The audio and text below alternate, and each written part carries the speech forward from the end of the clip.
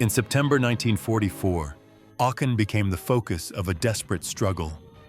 This German newsreel shows the defenders as they faced the advancing Allies on Germany's western border.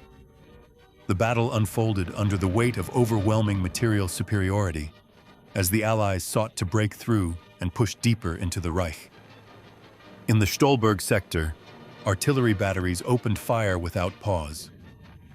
German reserves, concealed in bunkers along the west wall, stood ready for deployment.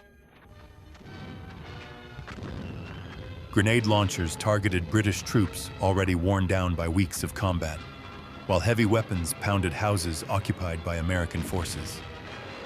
The battle raged on the ground and in the skies.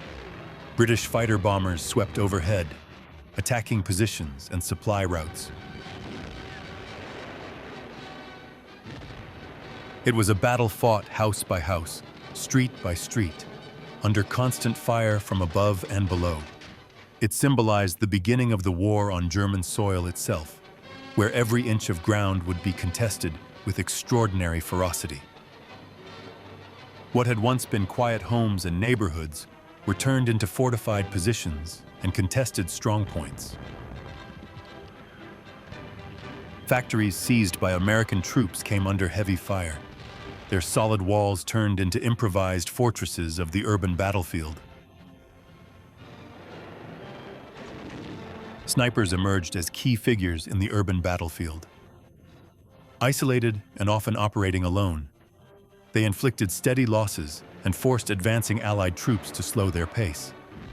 Their persistence carried a weight that far outweighed their numbers, making each advance costly and uncertain.